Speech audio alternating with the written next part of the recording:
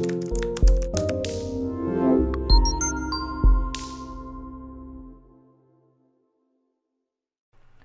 on to the next question.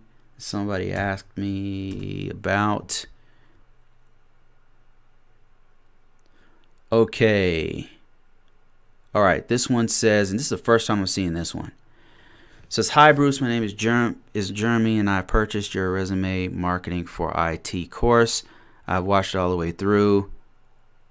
My question is, how do you list technical experience that doesn't come from an accredited college? Please imagine if you taught a person a series of classes to teach people cybersecurity governance, risk management framework, what we're talking about here. I spent 2 years learning the job of an ISO and an SCA, which is security control assessor. The series of courses were taught by someone like you, and we actually did the work, such as a SSP. So they created a SSP, contingency plan, plan of action and milestone, and PTA, which I think is physical privacy threshold assessment. To PTA, I can't remember what it is, and even learning schematics in those courses. Not to mention, we went through all the security controls in the 853 Rev 4. How can I effectively transfer this experience to my resume and profile on the various job listing sites? I'm in the process of a career change, and but I want to put that on my resume. Okay, so I would say, Jeremy, if you happen to watch this, how I would do this is, first of all, if you send me your resume, I could take a look at it, and you may already have plenty of experience, and I can show you how to word the experience you do have.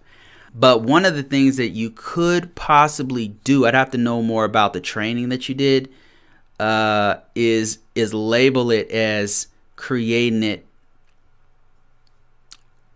with the institution. But I'd have to really know more, and I'm not suggesting you lie about on your resume or anything like that, but there might be a way that you can word it in such a way to show, hey, I have experience with this. Off the top of my head, one of the things that you can do, and like a lot of people do as they're going through their resume, is actually say, I have experience creating a plan of action and milestone, because if you can also list it as familiar with risk management framework process, and then say on there, have created X amount of plan of action milestones, have completed X amount of system security plans, and just explain, be truthful about it. The thing I would say, the best thing that you can do, Jeremy, if you happen to be watching this, is to be truthful on your resume and just explain, hey, I've done these before and I'm very familiar with the process. And then when they ask you if you have experience, you can just be frank with them and say, I have experience creating them, but honestly, I've never worked in a federal organization. I've never worked with a state organization, but yes, I've done them before. That's the truth. You've actually created them before. You want to word that on your resume. And then when you get in the reason why you don't want to lie is because when you get in the resume and when you get into the interview, they're going to ask you, and you have to be honest. Honesty really comes through. Honesty comes through very effectively. And if you're honest with them when you get in the position, if you should get in the position, you're going to look like a golden child because you were very honest about your actual experience. And if they know that you're an entry-level person, they're not going to treat you like a master technician at it, right? They're going to treat you like somebody who needs to be an apprentice, and they're going to train you up on what you need to know.